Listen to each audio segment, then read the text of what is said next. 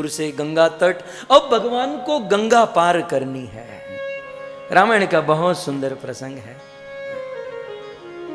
गंगा पार करनी है, परंतु प्रभु को कोई नौका नाविक कोई दिखाई नहीं दे रहा। आज लॉकडाउन था। सच में ये लॉकडाउन आजकल का नहीं है, ये त्रेता युग से चल रहा है।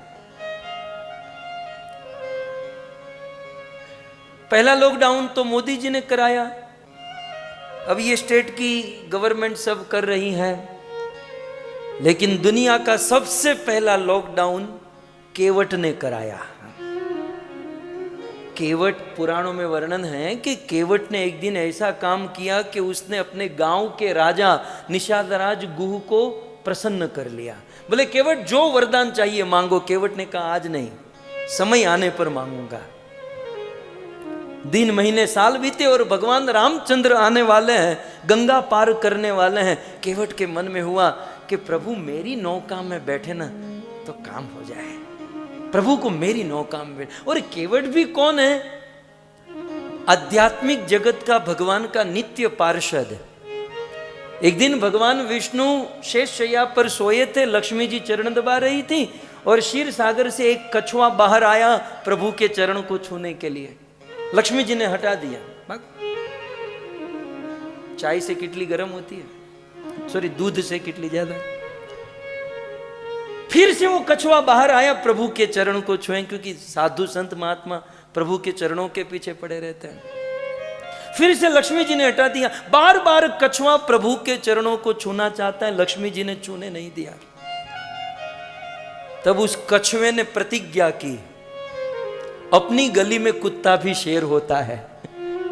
आपका धाम वैकुंठ है और क्षीर सागर में आप सोए हो और चरण छूना चाहता हूं, छूने नहीं देते हो, कोई बात नहीं, कभी तो धरती पर आओगे। प्रतिज्ञा करते हैं हम। उस कछुए ने कहा प्रतिज्ञा करता हूं, आज तो मैं केवल छूना चाहता था लेकिन छूने तक नहीं दिया।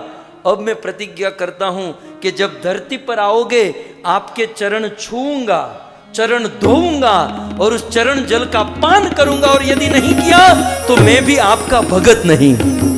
प्रतिज्ञा कर ली उस कछुए ने, और वही कछुआ त्रेता में केवट बना। और भगवान रामचंद्र आने वाले थे तो केवट रात को सो नहीं पाया। केवट की पत्नी कहती है प्रभु सो जाओ ना, क्यों चिंता कर रहे हो, क्या प्रॉब्लम है? बोले कल प्रभु राम आने वाले और मैं उसको मेरी नौका में बिठाना चाहता हूं। तो बोले बिठा देना। बोले कितने सारे ऑटो रिक्शा वाले खड़े होंगे, सब लोग कहेंगे मेरी ऑटो में बैठो, मेरे में बैठो। तो प्रभु मेरे में कैसे बैठेंगे?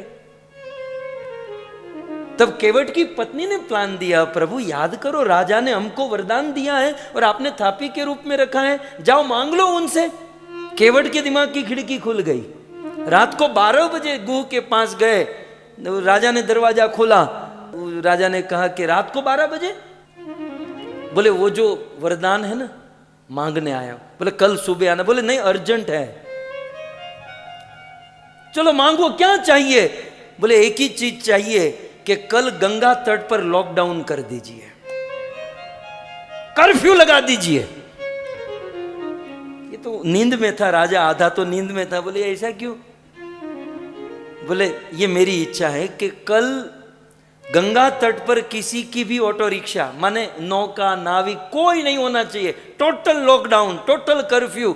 इसने आदेश दे दिया, विसल बजवा दिया, ढंढेरा पिटवा दिया कि सबकी नौका अपने अपने घर ले जाओ, तो टोचन वैन भेजूंगा, सारी नौका जमा हो जाएगी।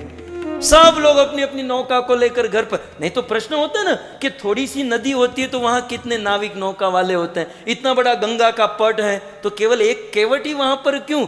क्योंकि केवट ने कर्फ्यू लगवा दिया था